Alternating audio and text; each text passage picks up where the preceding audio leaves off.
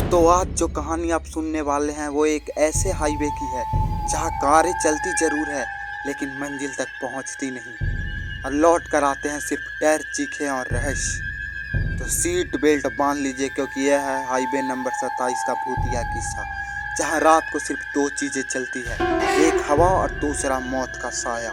कहानी शुरू करने से पहले वीडियो को लाइक कीजिए, अगर चैनल पर नए हो तो सब्सक्राइब कीजिए। अब कहानी शुरू करते हैं। रात के 12:47। हाईवे बिल्कुल सुनसान, दूर तक सिर्फ अंधेरा। विनय अपनी एसी व्यू चलाते हुए रेडियो ऑन करता है। अचानक रेडियो से एक अजीब सी आवाज आती है, पीछे मत देखो, पीछे मत देखो। विनय, अरे रेडियो क्या पागल हो गया है? जैसे ही वो चैनल बदलता है रेडियो खुद अपने आप बंद हो जाता है। अचानक हाईवे की लाइटें एक एक करके फटने लगती है, तड़ाक तड़ाक तड़ाक।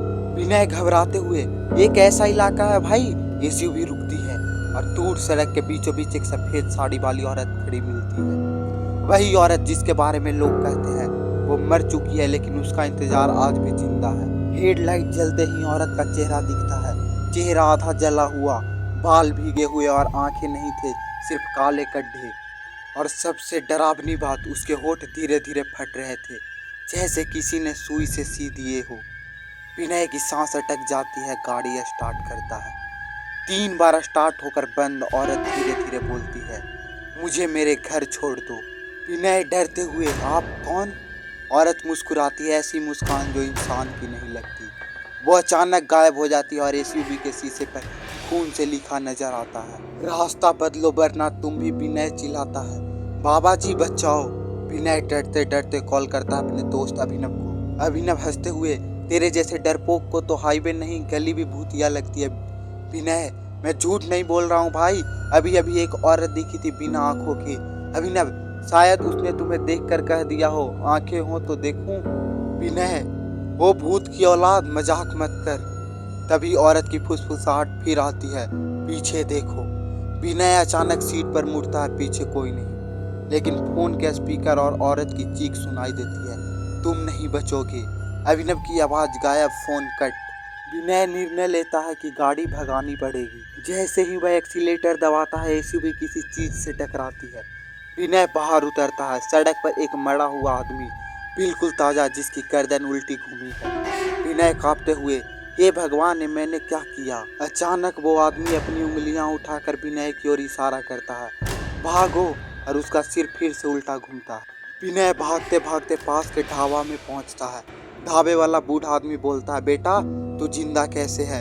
इस रास्ते से जो भी आता है सुबह तक नहीं बचता। विनय रोते हुए बताता है, वो औरत, वो कौन थी? ढाबे वाला, सालों पहले इस हाईवे पर एक औरत का एक्सीडेंट हुआ था, किसी ने मदद नहीं की, वो वहीं तड़प तड़प कर मर गई। अब उसका बदला लेने के लिए वो हर रात लोगों को रोकती है। अचानक ढाबे का बल्ब फटता है और वही आवाज फिर गूंजती है, मैं अभी भी इंतजार कर रही हूँ। विनय डर कर खिड़की की तरफ देखता है, वही औरत ढाबे के बाहर खड़ी, उसकी मुस्कान और चौड़ी, उसकी आंखें की जगह सीधे आग जल रही थी। बूढ़ा डर के मारे भागता है, विनय कार की ओर दौड़ता है, औरत उसके बिल्कुल पीछे। जैसे ही विनय गाड़ी स्टार्ट करता है वो औरत बोनट पर चढ़ जाती है, उसकी होठें खुलती है और वो फुसफुसाती है, तुम्हें नहीं छोड़ूंगी। विनय गाड़ी तेज करता है, लाइटें चमकती हैं, स्क्रीन ब्लैक और आखिरी लाइन दिखाई देती है। अगली सुबह हाईवे नंबर 27 पर विनय की एसयूवी मिली। गाड़ी अंदर से खाली थी और शीशे पर लिखा था, मैं उसे अपने साथ ले गई। पिछली रात हाईवे नंबर 27 पर विनय गायब हो गया। उसकी एसयूवी खाली मिली और शीशे पर लिखा था, मैं उसे अपने साथ ले गई। लेकिन कहानी वही खत्म नहीं होती, असल डर अभी शुरू हुआ है। सुबह के 4:13 हाईवे के पास जंगल में एक आदमी की कराह सुनाई देती है। एक लकड़हारा उस जगह जाता है, पत्तों के बीच एक टूटा मोबाइल और उसके पास पड़ा हुआ विनय का बटुआ। अचानक पास में एक आवाज आती है, माँ मत ले जाओ। लकड़हारा टॉर्च घुमाता, वहाँ कोई नहीं, लेकिन पेड़ की छाया में विनय की परछाई दिखाई देती है। पर असल में वहाँ विनय नहीं है, सिर्फ उसकी परछाई, और छाया धीरे धीरे बोलती है, वो मुझे ले गई है। लकड़हारा डर कर भागता है। अगले दिन न्यूज में रिपोर्ट आती है, हाईवे नंबर 27 पर एक और गुमशुदगी, पिछले 6 सालों में 17 लोग गायब। पुलिस आज रात उस हाईवे की तलाशी लेगी। एंट्री होती है इंस्पेक्टर सन्या की, बहुत सख्त, निडर लेकिन जिद्दी। सान्या, भूत प्रेत कहानियां मुझे नहीं डराती, कुछ तो गड़बड़ है यहाँ, आज इसकी सच्चाई निकाल कर ही रहूंगी। सान्या उठी, टीम हाईवे पर निकलती है, कैमरा ऑन, रिकॉर्डर ऑन। रात 12:40। टीम हाईवे पर पहुंचती है। अचानक सड़क की लाइटें खुद ब खुद बुझती जाती है। कैमरामैन, मैम ये अच्छा साइन नहीं है। सान्या, डरो मत, मैं हूं ना। जैसे ही कार आगे बढ़ती है, सड़क पर विनय का मोबाइल मिलता है। स्क्रीन पर एक अधूरी रिकॉर्डिंग। अगर कोई ये वीडियो देख रहा है तो प्लीज मुझे बचाओ। वो मेरी वीडियो बंद। सान्या, ये क्या था? तभी रेडियो खुद ऑन होता है और वही आवाज आती है, पीछे मत देखो। टीम घबरा जाती है। एक महिला की हंसी धीरे धीरे पूरे माहौल में गूंजती है। कार की खिड़की के पास अचानक एक हाथ की खरोच। सान्या बाहर उतरती है। धुंध में एक सफेद साड़ी वाली औरत खड़ी है, धीरे धीरे पास आती हुई। सान्या, तुम कौन हो? औरत, मुझे मेरा रास्ता दो। उसका चेहरा रोशनी में आता है, आधी खोपड़ी दिखती है, बाल खून से सने हुए और आंखें की जगह सिर्फ काले धुएं के गड्ढे। टीम डर के मारे भागती है, लेकिन सान्या खड़ी रहती है। सान्या, तुमने विनय को कहाँ रखा है?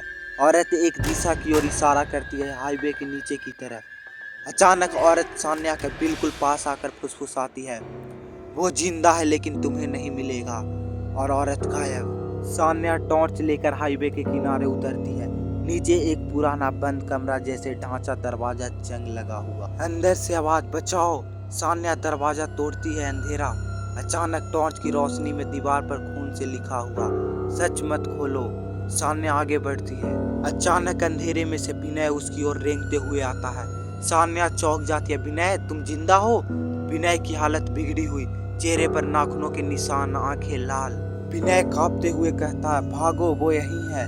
सान्या, कौन? विनय इशारा करता है अंधेरे की ओर। रोशनी डालते ही पता चलता है, सफेद साड़ी वाली औरत दीवार से लटक रही है, लेकिन उसका शरीर उल्टा है और वो दोनों की तरफ फिसलते हुए कहती है, अब तुम दोनों मेरे हो। टीम ऊपर इंतजार करती रहती है। अचानक पूरी जमीन हिलती है। नीचे से विनय और सान्या की चीखें आती है और दरवाजा अपने आप बंद होकर लॉक हो जाता है। आखिरी शॉट।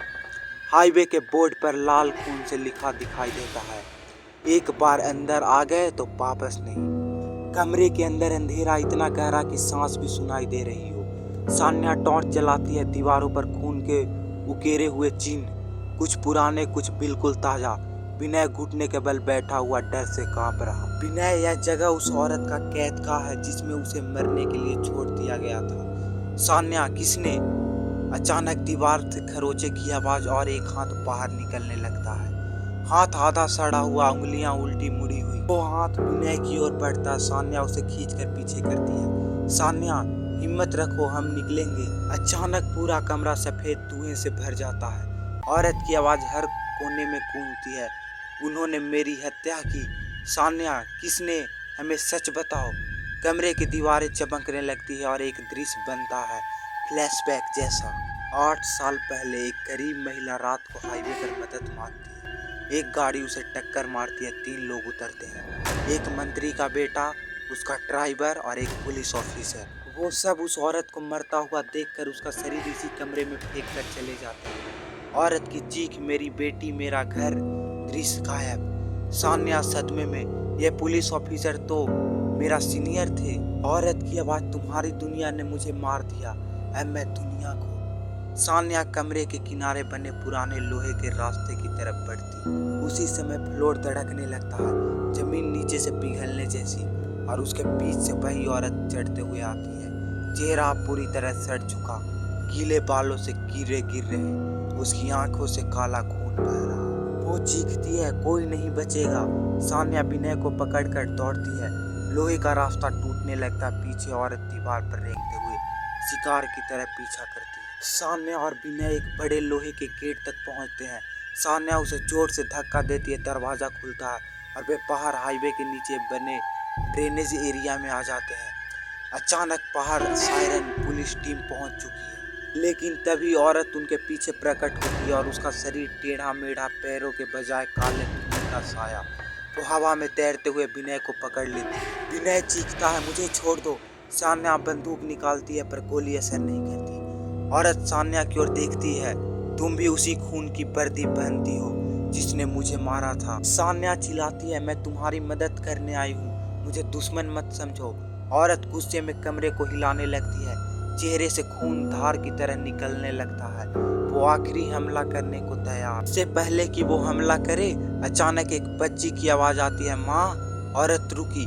एक छोटी लड़की धुंधली आधी पारदर्शी औरत के पीछे खड़ी है। लड़की, माँ चलो हम घर चलें। औरत की आंखें नर्म होने लगती है, चेहरे इंसानी रूप लेने लगता है। वो फुसफुसाती है, मेरी बेटी। और एक पल में दोनों आत्माएं धुएं में बदलकर आकाश की तरह उठ जाती है। हवा शांत, हाईवे पर पहली बार सन्नाटा टूटता है। सान्या बैठ जाती है, विनय बेहोश। पुलिस टीम आती है, ये जगह तो सालों से बंद है, तुम दोनों कैसे जिंदा बचे? सान्या सिर्फ इतना कहती है, कभी कभी भटकती आत्माओं को इंसाफ नहीं, बस अपना घर चाहिए होता है। कैमरा हाईवे पर पैन करता है, दूर बोर्ड पर लिखा दिखाई देता है, इस रास्ते पर वापसी संभव है अगर आपका दिल साफ हो। लेकिन आखिरी 2 सेकंड में कैमरा जूम करता है, बोर्ड के पीछे छाया में वही औरत 1 सेकंड के लिए दिखती है, हल्की मुस्कान के साथ, मैं अभी भी यहाँ हूँ। स्टोरी समाप्त होती है।